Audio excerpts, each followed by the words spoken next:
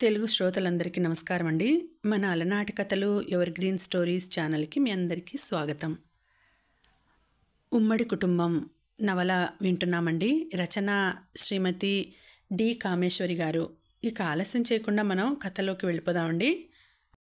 Video చూసిన వెంటనే like చేసి షేర్ చేసి తప్పకుండా సబ్స్క్రైబ్ చేసుకోండి. మన ఛానల్ని బెల్ ఐకాన్ యాక్టివేట్ చేసుకోండి. మాటల మధ్యలో రేఖ ఇల్లు వచ్చింది. భాయ్ రేఖ, ఆ రౌడీల పుణ్యమా అని నీతో పరిచయం కలిగింది. రేఖ, ప్లీజ్ నన్ను అసహించుకోకు. నేను నీ నుండి ఏది ఆశించను అని అభయం ఇస్తాను. Just be friendly with me, that's all. నీతో మాట్లాడే ఆనందాన్ని, నీ స్నేహాన్ని మాత్రం కోరుతున్నాను. నా పరిధి నాకు తెలుసు. నిన్ను కోరేంత సాహసం కల్లో కూడా చేయను. ప్లీజ్, నీ స్నేహం కావాలి నాకు, అంతే. రేఖకి తన మనసులో మాట చెప్పకపోతే తనేదో ఆశిస్తున్నాడని అనుకుంటే అసలే దూరం అవుతుంది అన్న భయంతో ఉద్వేగంతో అనేశాడు. నో శ్యామ్, నన్నింకా నీ మాటలతో చిన్నబుచ్చకు. చెప్పానుగా, I'm sorry for the past. మనిద్దరం ఈరోజు నుంచి మంచి స్నేహితులం. నేను మీ ఇంటికి వస్తూ ఉంటాను. మీ అమ్మగారు చాలా నచ్చారు నాకు. బాయ్ శ్యామ్, ఆలస్యమైంది, ఇంటికెళ్ళు. మరోసారి కలుద్దాం. గుడ్ నైట్ అంటూ గేటు తీసుకుని లోపలికి వెళ్ళింది. మరి 2 రోజుల తర్వాత ఉదయం కాఫీ తాగుతూ పేపర్ తిరిగేస్తున్న రాధాదేవి ఓ వార్త చదివి అదిరిపడి శ్యామ్ అంటూ గావు కేక పెట్టి పేపర్తో కొడుకు గదిలోకి పరిగెత్తింది. శ్యామ్, శ్యామ్! నిద్రపోతున్న శ్యామ్ని కుదిపి లేపింది. బద్ధకంగా కళ్ళు విప్పిన శ్యామ్ తల్లిని చూడగానే బద్ధకం ఎగిరిపోయింది. గాబరాగా లేచి, ఏంటమ్మా, ఏమిటి అన్నాడు తెల్లబోయి చూస్తూ. చూడరా ఎంత ఘోరం జరిగిందో. రేఖని ఏం చేశారో చూడరా. మంచం మీద కూలబడింది రాధాదేవి. శ్యామ్ ఒక్క ఉదుటున తల్లి చేతిలో పేపర్ లాగి చదువుతూ మై గాడ్ అని అరిచాడు. వార్త పూర్తిగా చదువుతుంటే అతని శరీరం భయంతో కంపించింది.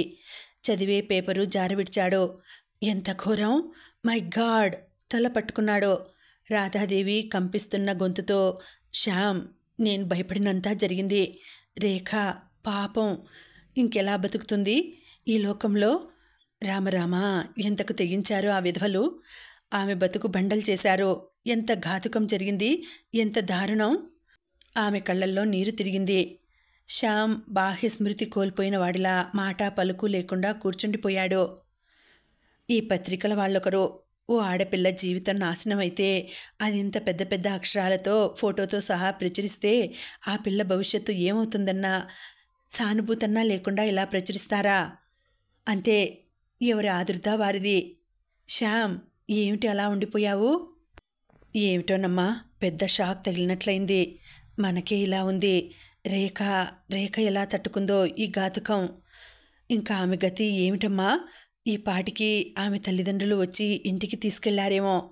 ఆమె ప్రాణాలతో బయటపడినందుకు సంతోషించాలి. ఇంకా ఈ దేశంలో మానం పోయిన ఆడదాని ప్రాణానికి ఎవరూ విలువ ఇవ్వరు శ్యామ్. ఆమె ఏ బాధ తెలియకుండా చచ్చిపోతేనే బాగుండేది. లోకమంతా ఆమెను దోషిలా చూస్తుంటే తప్పు లేకపోయినా తలెత్తుకోలేని బతుకు బతికే కంటే చావు మేలు. ఆడబతుకింతే నాయనా.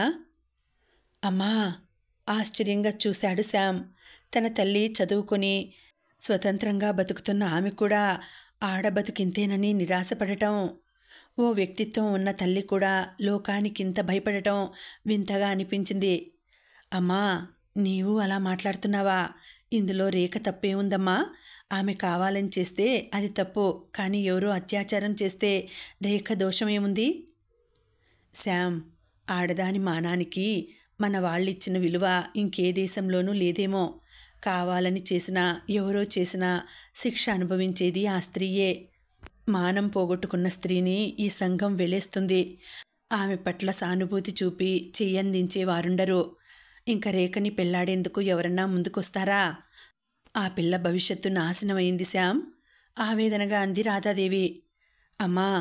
మంచం మీద నుంచి లేస్తూ, అమ్మా, రేఖని ఒకసారి చూసి వస్తానమ్మా, ఏదో పోగొట్టుకున్న వాడిలా దిగులుగా అన్నాడు శ్యామ్. వెడతావా? వద్దు శ్యామ్, ఇలాంటి సమయంలో ఇంకోరు చూపే సానుభూతి కూడా భరించలేరు. సానుభూతి చూపినా అవహేళన చేసినట్లే అనిపిస్తుంది వాళ్ళున్న పరిస్థితిలో. ఆమెని కొంచెం కుదుటపడని. లేదమ్మా, స్నేహితులం అనుకునేవాళ్ళు ఈ స్థితిలో వెళ్ళకపోతే కూడా బాధపడతారు. ఒక్కసారి రేఖను చూసి రావాలి అన్నాడు గంభీరంగా. సరే పద, నేను వస్తాను. చూసిన మొదటి క్షణంలోనే రేఖ అంటే నాకెందుకో ఇష్టం కలిగింది. అందులో ఈ పరిస్థితిలో ఉన్న రేఖను చూడకుండా ఉండలేను. మనం ఆసుపత్రికే వెళ్దాం. ఇంటికి తీసుకెళ్ళాక వాళ్ళింటికి వెళ్ళాలంటే వాళ్ళెవరో మనకి తెలియదు, బాగుండదు వెళ్ళడం కూడా. నీవు స్నానము అది కానీ వెళ్ళొద్దాం అంది రాధాదేవి పేపర్ చేతిలోకి తీసుకుని మళ్ళీ మళ్ళీ ఆ వార్త చదవసాగింది. నగరంలో కాలేజీ విద్యార్థినికి జరిగిన ఘోరమైన మానభంగం అంటూ రేఖ ఫోటోతో సహా పెద్ద అక్షరాలతో ఆ వార్త ప్రచురించారు. నిన్న తెల్లవారుజామున 4 గంటలకి యూనివర్సిటీ రోడ్డు వైపు పాల వ్యాను వెడుతుంటే రోడ్డుకి అడ్డంగా పడి ఉన్న ఒక స్త్రీని చూసి వ్యాను ఆపి దిగారు. ఆ యువతి తెలివి తప్పి ఉంది. చిరిగిన జాకెట్టుతో ఒంటికి లంగా మాత్రం ఉన్న ఆ యువతి ఒంటి నిండా రక్కులు, బుగ్గలపై ఘాట్లు, పెదాలు చిట్లి రక్తం గడ్డకట్టి ఉండడం చూసిన ఆ పాల వ్యాన్ వాళ్ళకి సంగతి అర్థమైంది. వెంటనే ఆమెను విక్టోరియా ఆసుపత్రికి తీసుకెళ్లారు. ఆమెని రక్తసిక్తమైన ఆమె దుస్తుల్ని చూడగానే డాక్టర్లకి రేప్ కేసు అని అర్థమైంది. వెంటనే పోలీస్ కంప్లైంట్ ఇచ్చారు. ఉదయం 7 గంటలకి ఆమెకి తెలివి వచ్చింది. తెలివి వచ్చాక తన దుస్థితికి కన్నీరు మున్నీరుగా విలిపించిన ఆమె దయనీయమైన పరిస్థితి చూసిన అందరికీ కళ్ళు చెమర్చాయి. ఎంత అడిగినా ఆమె తన వివరాలు తెలవకుండా తనని చంపేయమని ఒకటే ఏడుపు. చచ్చిపోతానని హిస్టీరియా వచ్చిన దానిలా విలపించింది. అంతలో అదృష్టవశాత్తు ఆ వీధిలోనే ఉండే రామారావు గారి భార్య ఆపరేషన్ అయ్యి ఆసుపత్రిలో ఉందని ఉదయం కాఫీ పట్టుకు వచ్చిన అతను ఆ వార్డు వైపు వెడుతూ కిటికీలోంచి ఆ అమ్మాయిని చూసి గుర్తుపట్టి ఆసుపత్రికి ఎందుకు వచ్చిందా అని ఆరా తీయడానికి అడిగేసరికి అప్పుడు డాక్టర్లు ఆమె తండ్రి పేరు వగైరాలు తెలుసుకొని వెంటనే ఫోన్ చేశారు. అంతకుముందే సాయంత్రం కాలేజీ నుంచి కుమార్తె ఇల్లు చేరలేదని రాత్రి 10 గంటల వరకు ఆరాటంగా ఎదురుచూసి అందరి స్నేహితురాళ్ళ ఇళ్లకి వెళ్ళి కుమార్తె కనబడక బెంబేలు పడి ఆయన పోలీస్ కంప్లైంట్ ఇచ్చాడు. అసలు జరిగిన సంగతి ఏమనగా రేఖ అనే BA ఫస్ట్ ఇయర్ విద్యార్థిని కాలేజీలో ఉండగా 4 ఇళ్ల అవతల ఉండే ఇంటర్ చదివే సుశీల అనే అమ్మాయి గాబరాగా క్లాస్కి వచ్చి రేఖ తండ్రికి యాక్సిడెంట్ అయ్యి చావు బతుకుల్లో ఉన్నట్టుగా పక్కింటి ఆయన చీటీ రాసిచ్చి రేఖ ఉండే క్లాస్ చూపి చీటీ ఇచ్చి పిలుచుకురమ్మని చెప్పాడట. సుశీల తెచ్చిన చీటీ చూసి గాబరాపడి మరేమీ ఆలోచించక అతని వెంట బయలుదేరినట్టు సుశీల రేఖ తండ్రితో చెప్పగానే ఆయన ఆందోళనతో పోలీస్ కంప్లైంట్ ఇచ్చాడు. ఎవరో కావాలని కథ అల్లి ఆమెను బలాత్కారంగా చెరిచారని, అందుకు కారణం ఏమిటో తెలియదని పోలీసులు అన్నారు. రేఖ తల్లిదండ్రులు వారి దుఃఖం వర్ణనాతీతం. ఎంతోసేపటికి గాని రేఖ నుంచి ఎవరూ అసలు విషయం రాబట్టలేకపోయారు. ఒక విధమైన షాక్లో ఉన్న ఆమె మానసికంగా శారీరకంగా గుర్తుపట్టలేనంత నీరసించిన ఆమె స్థితి డాక్టర్లకే గాబరా కలిగించింది. నిన్న సాయంత్రానికి కొద్దిగా మందుల ప్రభావం వల్ల తల్లిదండ్రులు అనునయించి బుజ్జగించినందువల్ల ఆ షాక్ నుంచి కాస్త తేరుకొని కుమారి రేఖ అసలు విషయం చెప్పింది. ఆ చీటీ తీసుకొచ్చిన అతను ఓ ఆటో ఎక్కించి తీసుకెళ్లాడట. ఆమె గాబరాలో ఎటు వెడుతున్నది గమనించలేదట. చాలాసేపు వెళ్ళాక ఓ ఇంటి ముందు ఆగిందట ఆటో. ఇదేమిటి ఆసుపత్రికి వెడుతున్నావన్నారు అందట ఆశ్చర్యంగా. ప్రైవేటు నర్సింగ్ హోంలో చేర్చారు, లోపలికి వెళ్ళి చూడండి అన్నాడట. రేఖ తలుపులోంచి లోపలికి వెళ్ళేటప్పుడు ఏదో బలమైన హస్తం ఆమెని గట్టిగా బంధించి కాళ్ళు చేతులు కట్టేసి కళ్లకు గంతలు కట్టారట. నోట్లో గుడ్డలు కుక్కారట.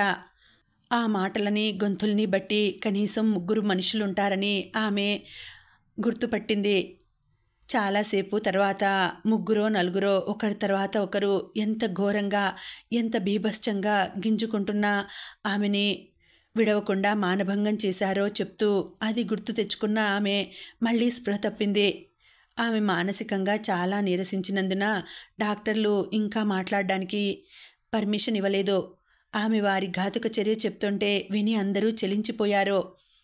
ఆఖరికి పోలీస్ ఇన్స్పెక్టర్ కూడా విపరీతంగా చెలించి ఒక ఆడపిల్లని ఇంత దారుణంగా రాక్షస ప్రవృత్తిలో చెరిచిన ఆ దుర్మార్గుల్ని ఏనాటికన్నా పట్టుకు తీరుతానని ప్రతిజ్ఞ పూనాడు. ఆ 3 ఎవరై ఉంటారు? ఆ యువతిపై వారికింత పగ కక్ష ఎందుకా అని పోలీసులు తేల్చుకోవడానికి ప్రయత్నిస్తున్నారు. దురదృష్టవశాత్తు ఆ గాబరాలో ఆ ఆటో నెంబర్ కూడా చూడలేదు ఆమె. చీటీ తెచ్చి ఇచ్చిన అతను మారువేషం వేసుకుని ఉండవచ్చు అని అభిప్రాయపడుతున్నారు పోలీసులు. ఈ ఘాతుక చర్య చేసిన వారి గురించి కానీ దీని వెనుక ఉన్న కారణం గురించి కానీ తెలిసిన ఎవరన్నా ఏ చిన్న విషయం అయినా సరే పోలీసులకి చెప్పి సహాయపడవలెను. ఆ ఆటో డ్రైవర్ సహృదయంతో ముందుకు వచ్చి ఆ ఇల్లు వగైరా ఆచూకీ ఇచ్చిన మంచి బహుమతి ఇవ్వబడును. కుమారి రేఖపై జరిగిన ఈ అత్యాచారం మొత్తం స్త్రీ జాతిపైన జరపబడిన అత్యాచారంగా గుర్తించి నేరస్తులని శిక్షించడానికి పోలీసులకి సహాయపడవలనని ఇన్స్పెక్టర్ విజ్ఞప్తి చేశాడు. పేపర్ మడిచి దీర్ఘంగా నిట్టూర్చింది రాధాదేవి.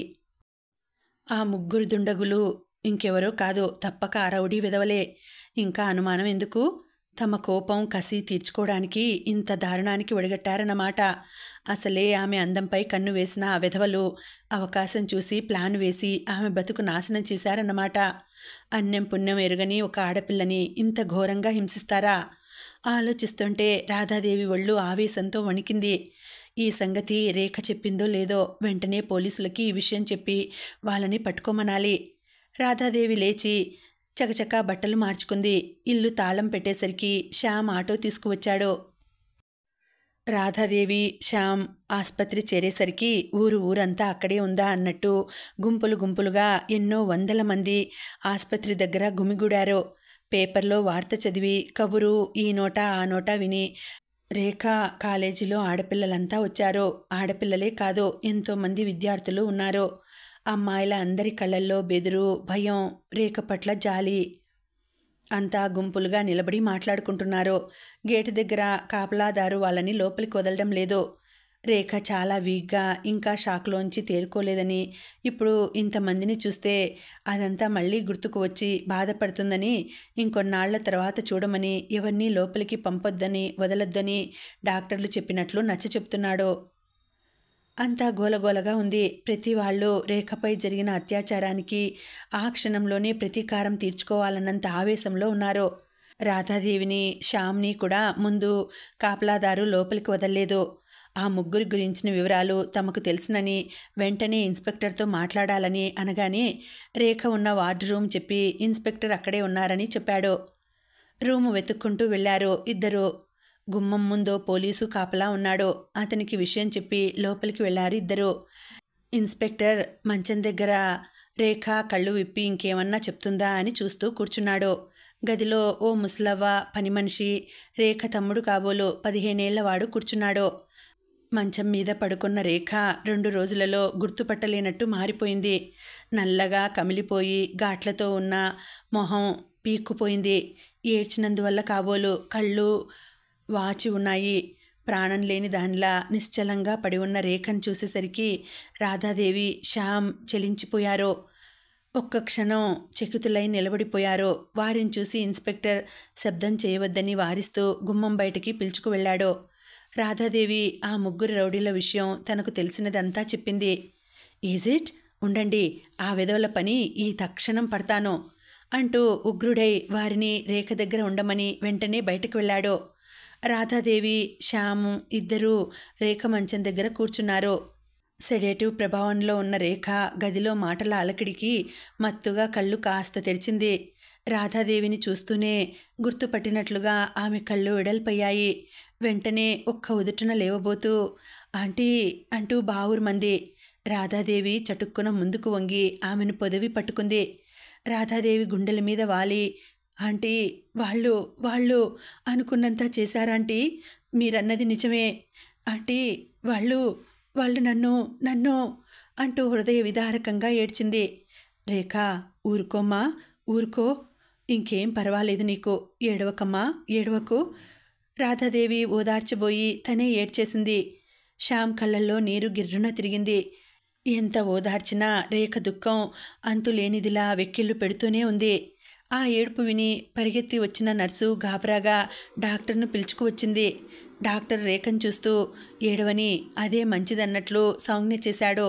హృదయంలో కరుడుగట్టిన బాధ కన్నీటి రూపంలో బయటికి వస్తే గుండె తేలిక పడుతుంది అన్నాడు నెమ్మదిగా.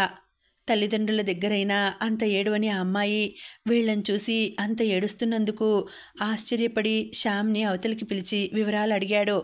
అంతా విని తల పంకించి, ఆమెని అడ్డుకోకండి, మాట్లాడనీయండి, ఏడవనీయండి, కాసేపు ఏడిస్తే సర్దుకుంటుంది అన్నాడు.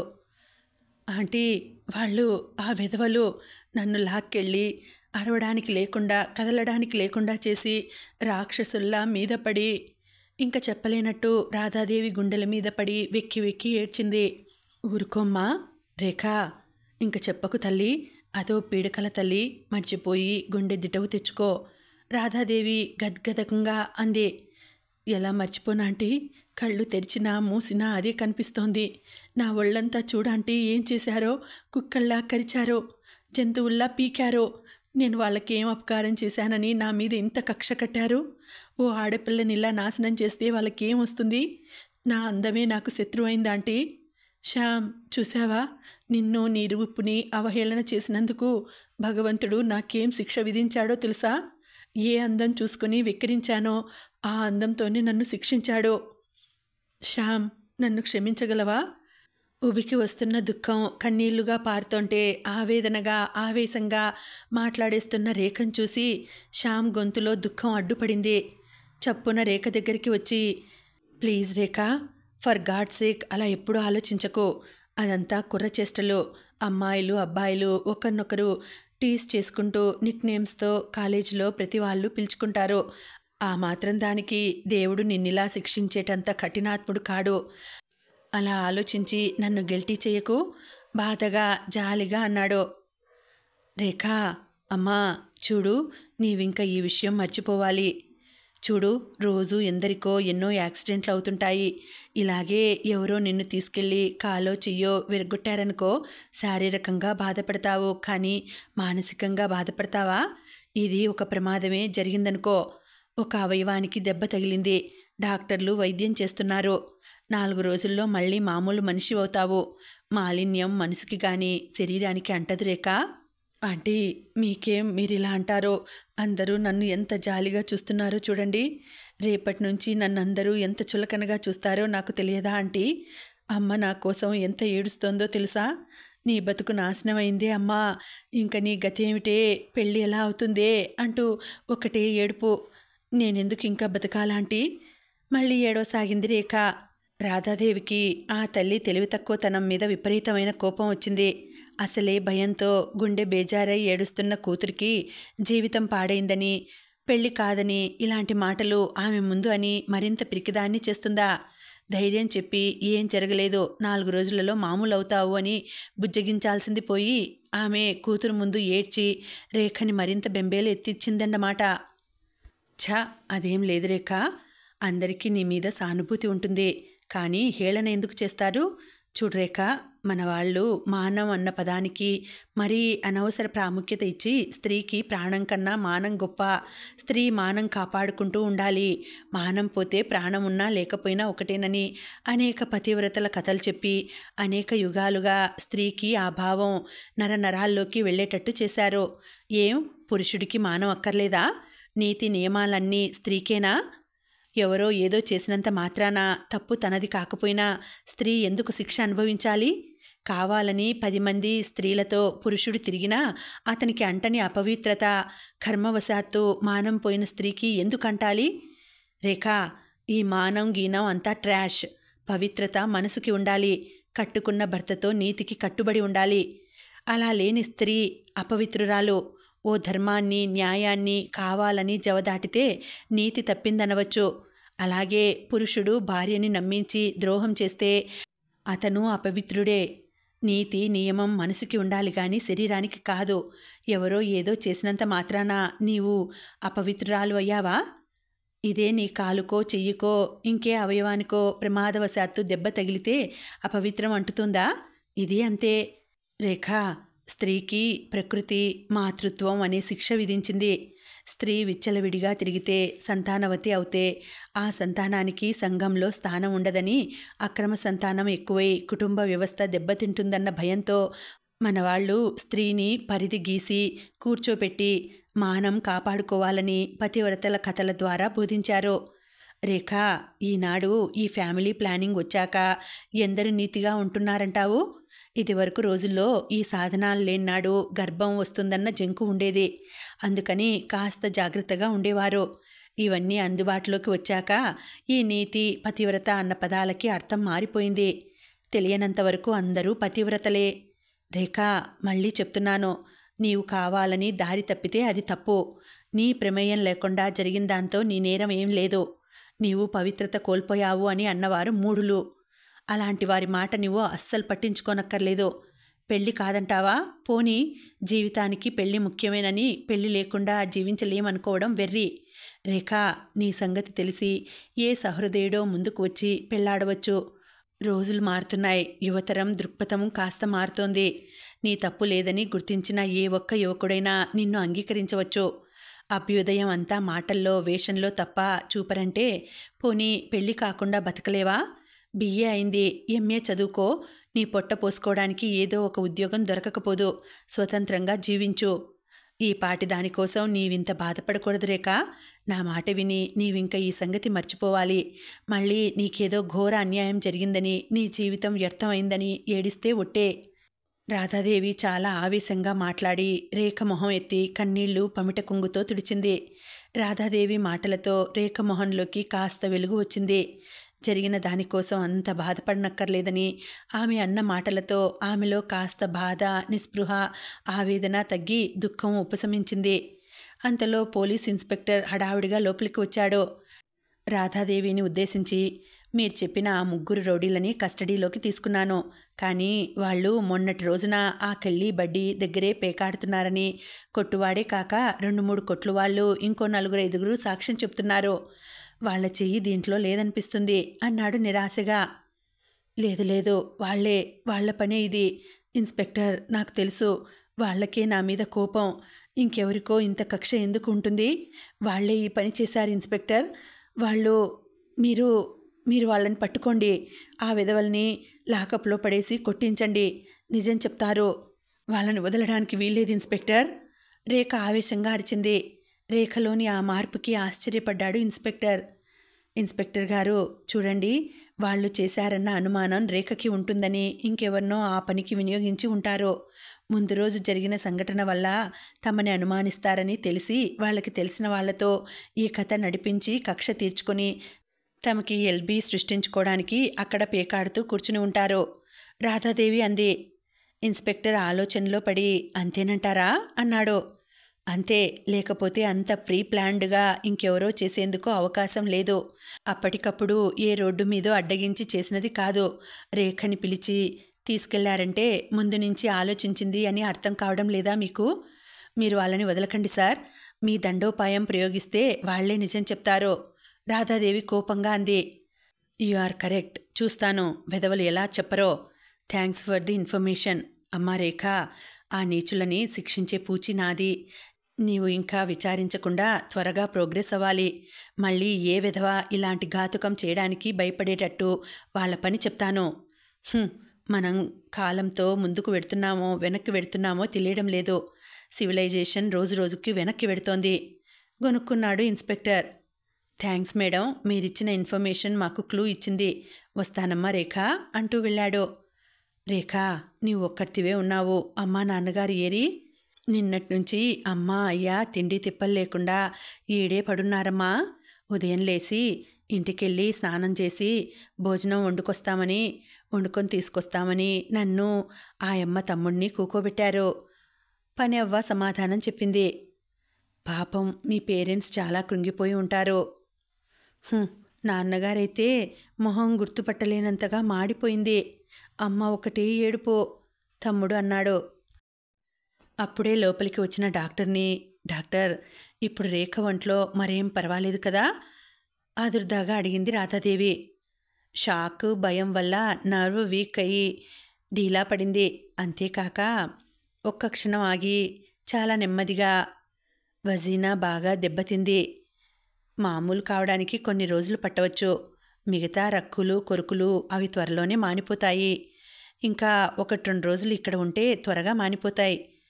ఇంకా 1-2 రోజులు ఇక్కడే ఉంటే త్వరగా కోలుకునే అవకాశం ఉంటుంది అని ఇంజెక్షన్ ఇస్తూ చెప్పాడు డాక్టర్.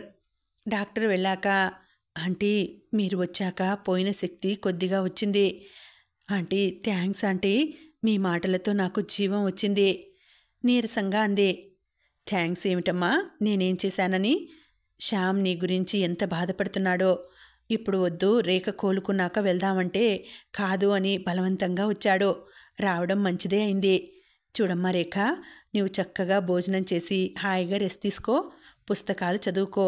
2 రోజులలో బాగైపోతావు. మరేం దిగులు వద్దు. మరి నేను వెళ్ళనా? ఉదయం ఏ పని కాలేదు, ఉన్నదాన్ని ఉన్నట్టే వచ్చేశాను. మళ్ళీ రేపొస్తాను. ఏం పద శ్యామ్, వెడదాం. రాధాదేవి రేఖ జుత్తుని నిమిరి నవ్వుతూ అంది. శ్యామ్ సంకోచంగా రేఖ దగ్గర నిలబడి, Rekha, I am your friend and well wisher అన్నమాట మర్చిపోద్దు. నీవు త్వరగా రికవర్ అవ్వాలి. కాలేజీకి మామూలుగా రావాలి. నీ మొహంలో మళ్ళీ బాధ కనపడకూడదు. ప్రామిస్ అన్నాడు. యా, ప్రామిస్ అంది రేఖ నవ్వి. కానీ ఆ నవ్వులో జీవం లేదు. రేఖ మీద అత్యాచారానికి పట్టణం అంతా కదిలిపోయింది. ఆడపిల్ల తల్లిదండ్రులు భయంతో గుండెల మీద చెయ్యి వేసుకున్నారు.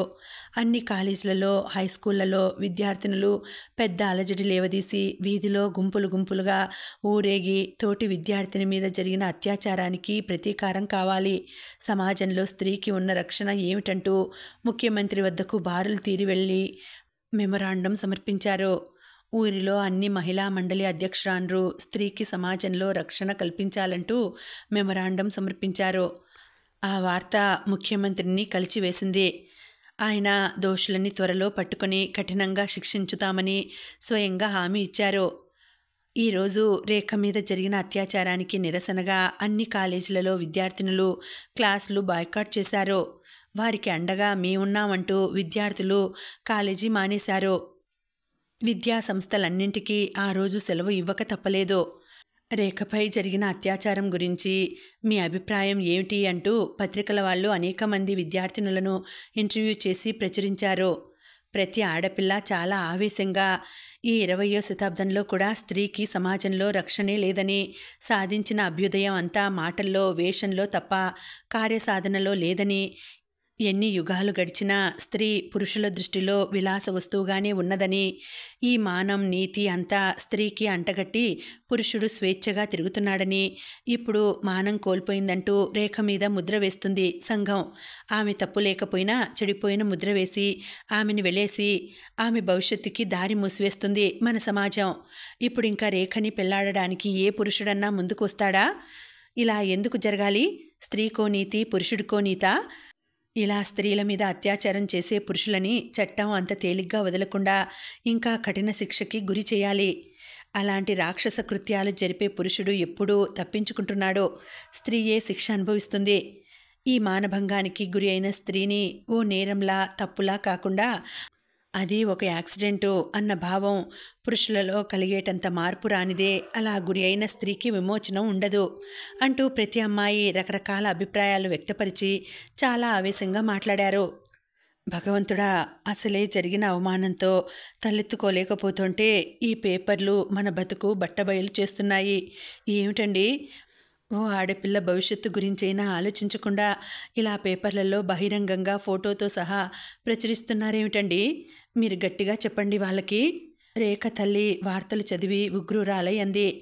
రేఖ తండ్రి అత్యాచారం జరిగిన రోజు నుంచి ఆ షాక్ నుంచి ఇంకా కోలుకోలేదు. ఆయన మీద హఠాత్తుగా వార్ధక్యం 2 రోజులలో ముంచుకొచ్చినట్టుగా కృంగిపోయాడు. మన కర్మ ఇలా కాలింది. రోడ్డుపై పడి ఉన్న స్త్రీ గురించి వార్త రాశాం. మీ అమ్మాయిని 4 గోడల నుంచి దాటించి అన్యాయంగా రాస్తే అనండి, పోలీసులు డాక్టర్లు ఇచ్చిన వార్త మేం రాశాం అంటారు. మనం ఏం చేస్తాం? దాని బతుకు రోడ్డున పడింది. ఇక అంతే, దాని గతి అంతే అన్నాడు ఆయన విచలితుడై పట్టుకున్న గొంతుతో. భర్త దేని గురించి బాధపడుతున్నాడో ఆమెకి అర్థమైంది. నిట్టూర్చి లోపలికి వెళ్ళిపోయింది. వాళ్ళిద్దరూ భోంచేసి రేఖకి క్యారియర్ పట్టుకొని ఆసుపత్రికి వెళ్ళారు.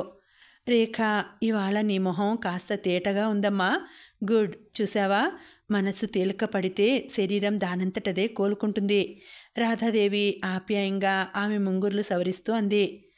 ఆంటీ, దానికి మీకు నేను థ్యాంక్స్ చెప్పుకోవాలి. మీ మాటల వల్లే నాకేదో ఘోర అన్యాయం జరిగిందన్న సంగతిని తేలిగ్గా తీసుకోగలుగుతున్నాను. ఆంటీ, మీరిచ్చిన ధైర్యంతో ఆ పీడకలని మర్చిపోగలననుకుంటున్నాను.